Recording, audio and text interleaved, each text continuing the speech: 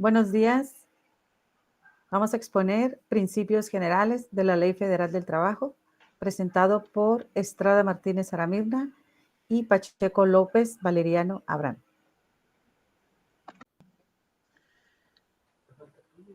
Bueno, para introducirnos a este tema de lo que es la Ley Federal del Trabajo y los primeros artículos del 1 al 19, estos artículos pues nos hablan básicamente de los derechos como trabajadores, pero más que nada nos habla de lo que es un trabajo digno, que es tener un trabajo digno. Nos explica las diferentes situaciones en las cuales yo como una persona que busca un trabajo digno no me pueden discriminar por mis diferentes culturas, etnia, preferencia sexual. En las cuestiones de discapacidad tampoco me pueden negar un trabajo por no tener piernas, no tener un brazo, siempre y cuando esta discapacidad que yo tengo pues no sea una limitante para mi trabajo, ¿verdad? No me voy a poner a exigir un trabajo si realmente mi cuerpo o mi físico no pueda yo desempeñarlo, pues vaya que me lo impida técnicamente el trabajo, siempre y cuando esté dentro de mis capacidades y no sea una limitante para mí. Pues hay un artículo en el que me dice que sí me pueden contratar, ¿no? Que no es una discriminación. Y por lo contrario también, si esa parte de la discapacidad me impide a mí ejercer un trabajo, pues ellos bueno, yo no lo puedo tomar como una discriminación porque el trabajo así necesariamente me lo pide. Entonces, son artículos que hablan con respecto a los derechos de los trabajadores. También nos habla en estos artículos con respecto a lo que son los horarios de trabajo, cuáles son los horarios dignos, cuál es el límite de horarios en los trabajos, los sueldos sobre todo, cuál es el sueldo base, el salario mínimo, que no me pueden dar trabajo o no me pueden pagar un salario por debajo del mínimo que esté establecido. También nos habla de lo que son los principios procesales, las características de los patrones. La Ley Federal de Trabajo, en el artículo primero, dice que la presente ley es de observancia general en toda la República y rige las relaciones de trabajo comprendidas en el artículo 123, apartado A de la Constitución. Esto quiere decir que dentro del artículo 23 se establecen las relaciones obrero-patronal, en las cuales pues interfiere lo que es la Ley Federal del Trabajo, que es básicamente los artículos que nos van a regir en cómo debemos comportarnos. Y pues básicamente es lo que dice el artículo primero, que es de observancia general en toda la República. Siguiente, por favor. En el artículo segundo dice textualmente: las normas del trabajo tienden a conseguir el equilibrio entre los factores de la producción y la justicia social, así como propiciar el trabajo digno o decente en todas las relaciones laborales. ¿Qué quiere decir un trabajo digno? Bueno, que toda persona pueda desempeñarlo sin que se discrimine, sin que se le haga una represalia por ser de otra etnia, por ser de una diferente condición sexual o que tenga alguna capacidad, por su origen étnico, que muchas veces se presenta esta situación, por las condiciones de salud, a veces que necesitan, pongo un ejemplo claro, las personas embarazadas, generalmente o anteriormente les pedían una prueba de embarazo para que no tuvieran que pagar parte de lo que es el seguro. Entonces, a esto va enfocado el artículo segundo, que sea un trabajo digno y decente en las relaciones laborales para las personas. El trabajo digno también incluye el respeto irrestricto a los derechos colectivos de los trabajadores, tales como la libertad de asociación, autonomía, el derecho de huelga y de contratación colectiva. Este artículo también, en esta parte, habla de lo que es la igualdad entre el trabajo de hombre y mujer. Es decir, si yo quiero ascender a un puesto de supervisor, bueno, no porque sea hombre solamente yo soy digno de ascender a este puesto. Mis compañeros, hombres y mujeres, todos tenemos la misma condición para ejercer este puesto. No por el hecho de ser mujer se debe discriminar y que ella no pueda tener un puesto arriba de los hombres, ni viceversa, los hombres un puesto arriba de las mujeres, sino todos pueden competir para tener igualdad y gozar del mismo beneficio.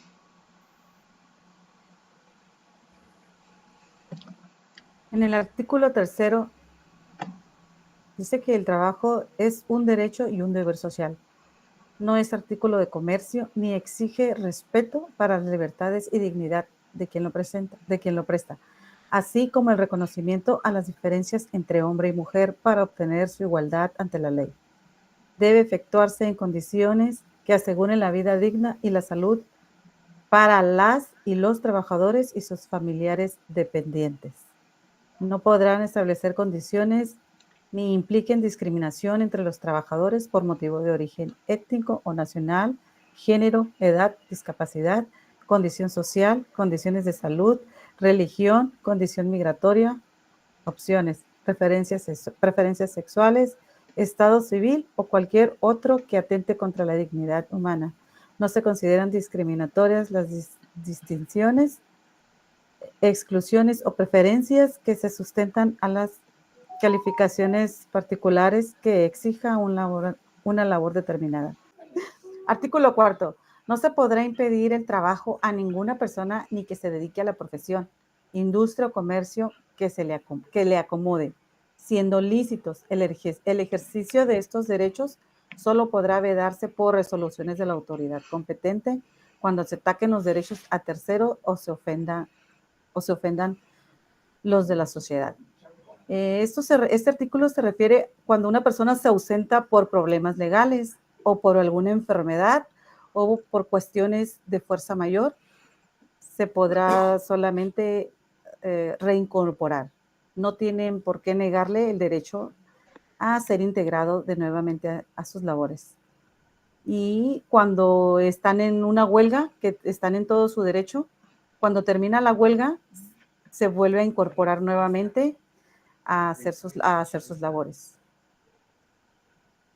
El artículo 5, las disposiciones de esta ley son de orden público, por lo que no producirá efecto legal ni impedirá el goce y el ejercicio de los derechos, sea escrita o verbal, la estipulación que se establezca.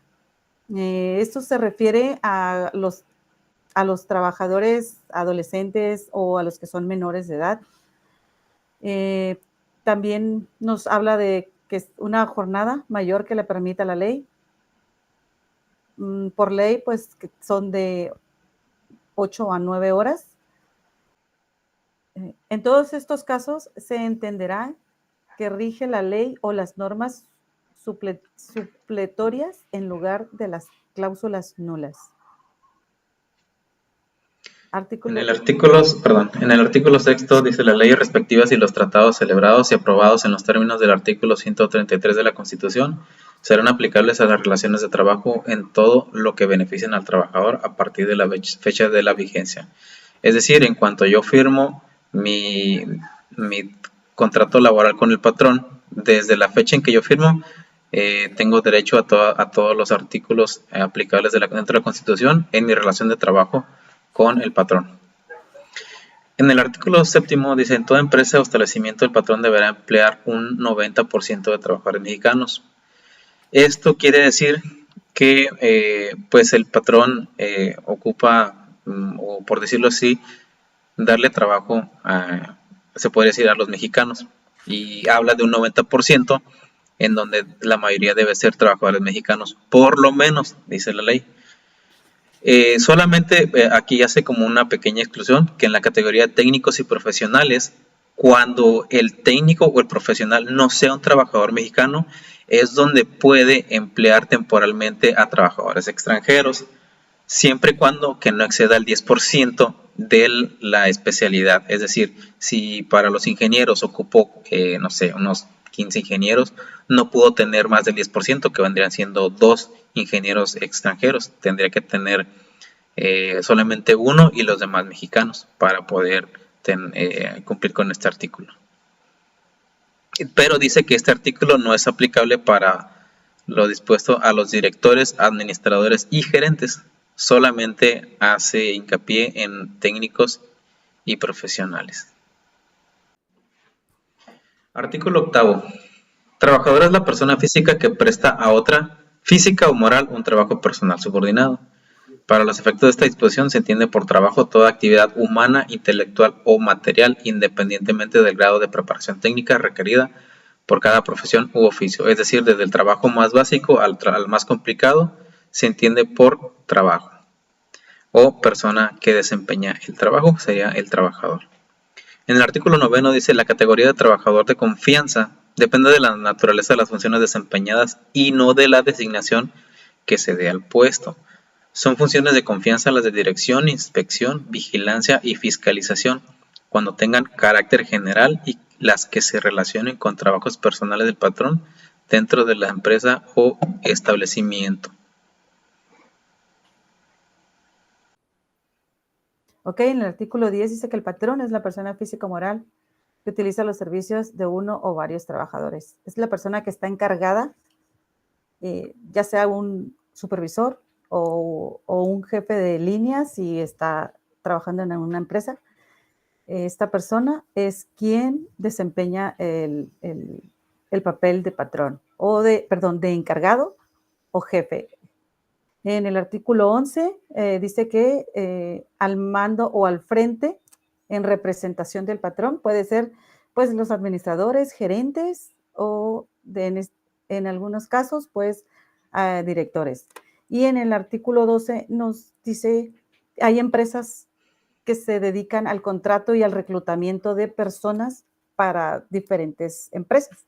En el artículo 13 nos está hablando de la subcontratación o servicios de otra persona ajena a la empresa donde estoy laborando. Por decir así, si yo quiero construir una casa, pero yo no sé el diseño específicamente, esta persona que yo contrato por fuera, que no pertenece a mi empresa, la contrato especialmente para que me haga el diseño de esa casa.